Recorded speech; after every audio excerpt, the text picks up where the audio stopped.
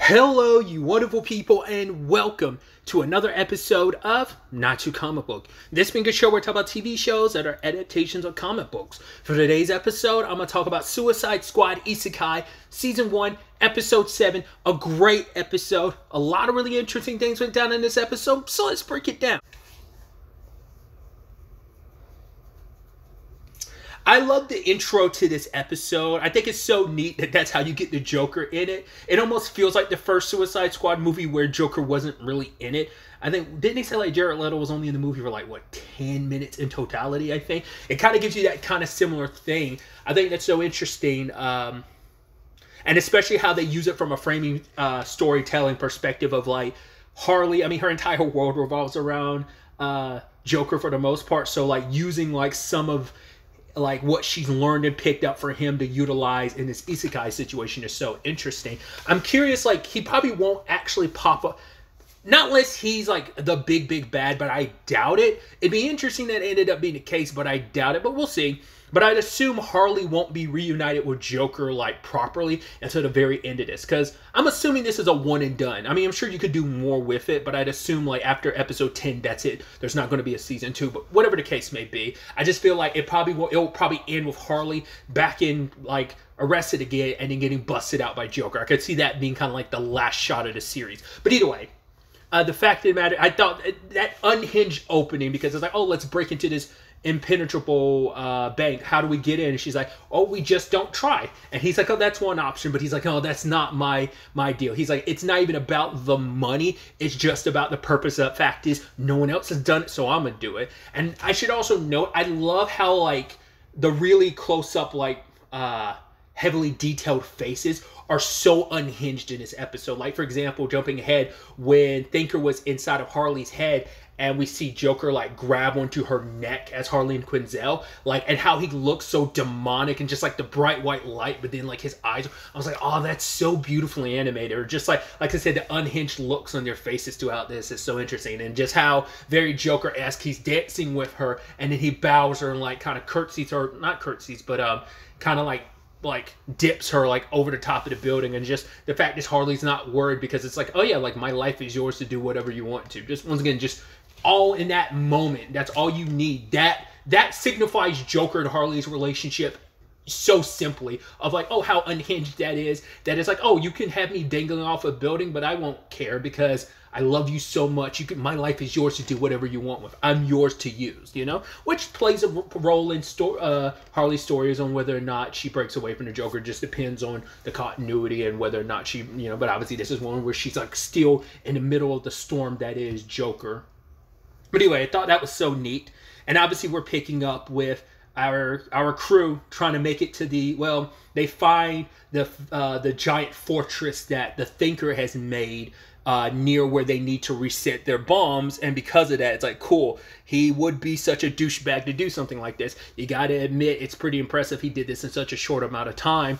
So they're trying to find a way to like infiltrate the place. And I love the entire bumbling like bit that's happening in the background. Is Nanaue can't use the binoculars, and he screams at and roars in Clayface's face just for the purpose of, hey, I need, like, let me see those. I want to see through those. Can't really work with the way where his eyes are positioned and just like the way his face is structured. That's why he can't really use them. Plus, he's also an idiot, so.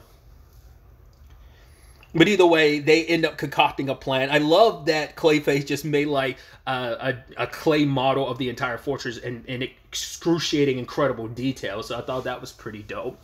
And I thought it was interesting too, that line for Peacemaker, be like, oh yeah, you're a soldier would know stuff even if they become crooked. But Deadshot corrects him, is like, dude, I was crooked before I even before I joined the military, I was already crooked. I was like, oh, I love that rebuttal. But they're concocting a plan, and it comes down to Harley's idea that she got from Joker, and that is, rather, it's not about, like, you know, the outside or the bank itself. It's about capturing one of the people, the person with the key. So their plan is to lure in all the elves and grab one and kind of torture them for information. You know, that was kind of like the purpose. I mean, it still works out because it ends up drawing away all their forces, but everyone has their role. King Shark is supposed to get Clayface to the facility, but Clayface does not like being in water, understandably so.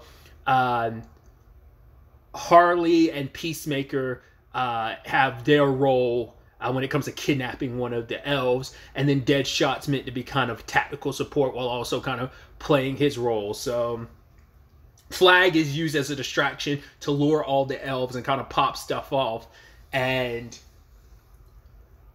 then Harley and King Shark, which I love. If you look at the background, King Shark is basically kind of fighting like kind of a little like hand to hand like Jinbei from One Piece. Interestingly enough, Jinbei uses like hand to hand, doesn't he? I'm pretty sure, yeah. But it's like just seeing like Nanaue just like punching and like knocking people back and twirling them. It's like we've never seen him like fight like that. Also, that whole sequence was so beautifully animated when Harley's just running high speed, bashing past all these elves and doing her thing. Like there's one with a spear and they kind of have like this like almost fits off. She broke it, kicked it into another elf. I was like, I love how that's animated, just like how fast she's running, especially when she gets inside a facility and running. I'm like, I love how that's animated so beautifully. That's so dope. And like I said, the unhinged faces, because we get it with Peacemaker. Because I love a part of his plan was, all right, once we capture one of the elves, I forgot, the original plan wasn't even trying to torture information out of him. It's like, we'll take him down and then I'll disguise myself as one of the elves. He takes off his shirt, he takes off his helmet, and they're like, wait, that's what you really look like? But he puts on like a blonde wig and they're like, yeah, you're not gonna fool anyone, you mofo, like looking like that, you know. And he legitimately thought that. I was like, no, I could pass off being one of these elves. I love that. But his unhinged thing is, well, because they're all connected mentally, they're all kind of one mind, he decides to torture one elf, and it does reverberate through every other elf because they are all linked. And just like, once again, that unhinged look in his face, because even Harley was like, oh, I don't like that smirk on your face, it's disgusting, but I'm kind of down for whatever you got planned. And we see that again when he's torturing that elf. It's kind of interesting to be on the other end of torture to some extent, because he wasn't I was about to say in Peacemaker, spoilers for Peacemaker, like it wasn't him that got tortured, it was Vigilante. And so he was still on the other side of torture, but it's kind of interesting to be the perpetrator in the torture sequence instead of being like one of the potential victims, even though you were in no danger of being a victim because it was all Vigilante. But still, I also love Clayface. His role is to distract Katana by pretending to be the Thinker.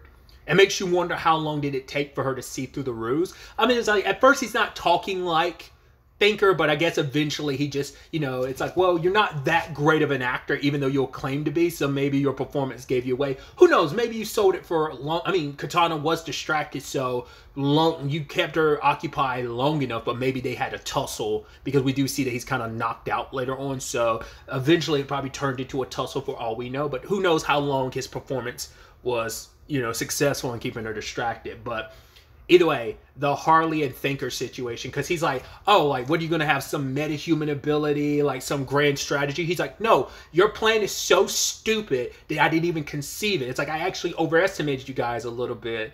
And Harley's just kind of like, yeah, whatever. And she's ready to bash him. And I just love how that's all animated, like her leaping and moving at such fast speed, trying to go at him. But because he can essentially read her mind, like he's dodging every blow. And she's like, yo, stop getting in my head and let me hit you. And he's like, yeah, like I'm really going to let that happen.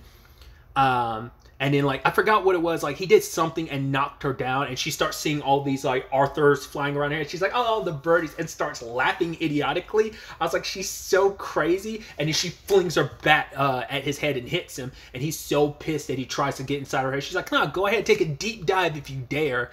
While still laughing at him. And he does. And I love how that, I think that's such a neat thing. Once again, there's a cross section of so many different things when it comes to anyone that might be coming across this. If you're watching this, maybe you're a DC fan, or maybe you're an anime fan, or you're a DC and an anime fan, you know, because you also have to think about how many people have seen all the live action Suicide Squad movies, how many people have seen the animated Suicide Squad movies and stuff like that. So it's like, it's this interesting intersection of like, right, there's people who are not going to really like, there might be anime people who are like, well, it's an anime, I'll check it out, I know nothing about DC, and this might have been like your first real introduction of like, oh, Harlan Quinzel, she was a therapist before Joker got her in. Like, it's not like they use it for a framing device in the episode. I love how they utilize it, but it's not like you got a deep dive into Harley's past.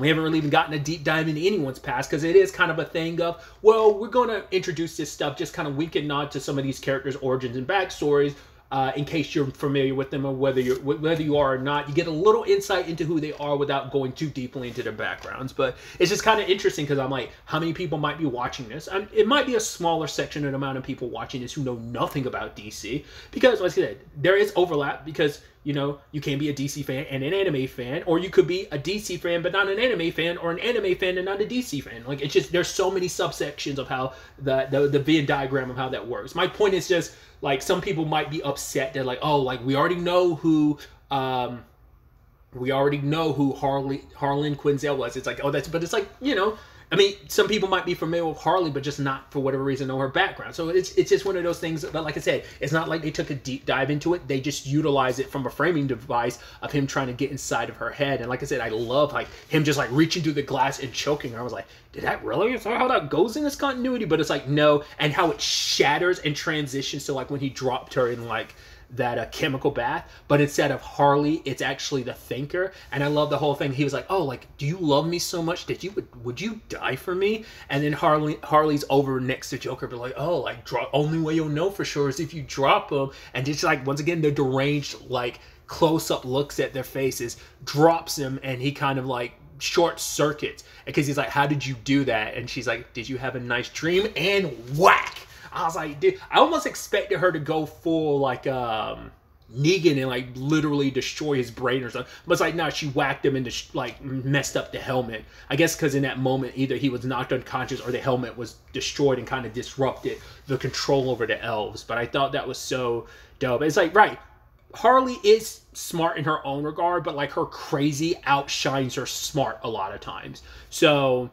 it's kind of like, right, her mind is so broken and fractured and so like in love with the Joker, like that. It's almost poetic because there was recently another trailer for Fully Ado, the Joker sequel. But it's like, yeah, that's supposed to be like a shared madness. She kind of shared her madness with Thinker in that moment. So it almost feels very topical and very befitting. I did not watch the trailer, in case you're curious. I watched the teaser, and I'm going to avoid all other trailers for the movie because I want to go into it knowing as little as possible. So either way, I just thought that was so neat. And then the facility starts collapsing and water rushing through. And once again, Harley like running down the hallway, getting away as stuff is popping off because the elves are all released from the Thinker's control. And then there's also the one that got tortured by Peacemaker. That was rough to look at. Broken fingers, bashed up face. And Rick is like, well, I got to accept my role as a villain. I knew what was what, so I can't really fuss too much. But we do also have Harley versus Katana, because Katana tracked down Thinker and cut off his head. It's like, oh, you're supposed to be the smartest person in the world. Which I am curious, is he the DC Universe's... Well, because I've heard recently, like, Mr. Terrific is. So I wonder, like, maybe hero-wise Mr. Terrific is, but maybe villain-wise the Thinker is? Or is Mr. Terrific, like, does he outshine even the Thinker? I'm curious where that really, like, lands in the grand scheme of things.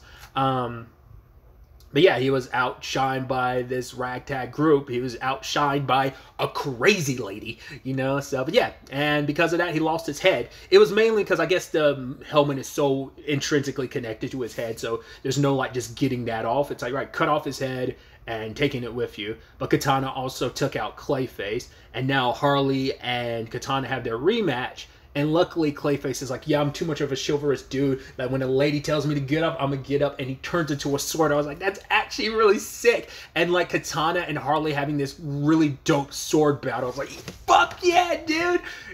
I was like, oh, I was like super mega hyped about that shit. It's like, oh, it's just so cool. And especially like Harley, like, what was it like? She kind of did like a cartwheel, and I think that's how she ended up cutting Katana's mask. But then Katana was like, wow, Harley, like, you really impressed me. And it's like, yeah, thanks. So, but before they could finish their fight, she takes off with the Thinker's head and manages to get away. And it's like, oh, well, we kind of won. There's no reason to kind of chase after them. We managed to all keep our heads. So it all worked out in the end. And it's like, yeah, that's pretty true. So I love that whole situation. So their last thing was like to burn the flag. So one of their other generals has been taken down. I assume either Enchantress and Killer Croc were like back at home base because this was just supposed to be Thinker and Katana's deal, or they're somewhere else doing something. But yeah, they kind of walked away victorious in this whole situation, and news got back to the queen, which Cecil and the princess are super happy about, because they're like, right, this proves our heroes, well, our pseudo heroes, valuable. But the queen is not too happy about this. In fact, orders them to be brought back and beheaded. And now you're like, okay. I brought this up last episode when she seems so excited about the notion of executing them, because it is a power, like, either she says she wants to stop the war. So my thought process up until now has been two things. One, it's either she needs the war to prolong, because the more the war is prolonged, the more people like bow down to her. It kind of solidifies her position, because otherwise people would rally against her. But if like there's war between these different kingdoms, it keeps people from really usurping her in any shape or form. Or two, it's like, no, I have to be the hero, kind of for a similar purpose, but like I have to be the one to save the day. And if these outsiders from a different world are coming to save the day, that doesn't make any sense. That's not fair. Which I was just thinking about the whole isekai of it all. There was a line from, I meant to bring this up earlier. I completely forgot about it. I love that line from, what's his face? Clayface, saying like, it's like, oh, how did you break into the facility? He was like, oh, was it like through smarts and tactics and that you learned through some training montage like they do in comics? I was like, shut up, Clayface. You and your fourth wall breaking, knowing what an isekai is and all this, you fucking nerd. But anyway, so the queen is becoming more and more unhinged. And just like everyone else, that like crazy, like detailed, like psychotic, like unhinged anime face that she made at the end. So once again, the princess is seeing more and more how unhinged her mom is. The question then becomes, why though? So like I said, those two thoughts I had have kind of been my thoughts previously, because it just seems like she's become more and more annoyed by the Suicide Squad's presence. Even though they're kind of winning this for you, you should be accepting all help, but it's like you're not for whatever reason, and I'm trying to understand why. I'd assume the queen is either going to get got or like usurped by the end of this, and the princess becomes a new queen by the end of the series. It just becomes a matter of how that comes about, whether she just gets locked up or whether she ends up getting killed. We'll have to wait and see. I'm leaning more towards killed with just the nature of the series, but she could just as easily be locked up for her crimes. I don't know. We'll see. But I do feel strongly like the princess will be queen by the end of the series, and kind of like herald our Suicide Squad as heroes as they make their way back. And I'm curious how that's all going to play out. We've only got 3 episodes left, so we still got Enchantress to deal with, Killer Croc, the thing that Katana got away from in Katana herself, as well as whoever the main big bad is. Because what is Katana getting out of this? Like, I'm just not sure.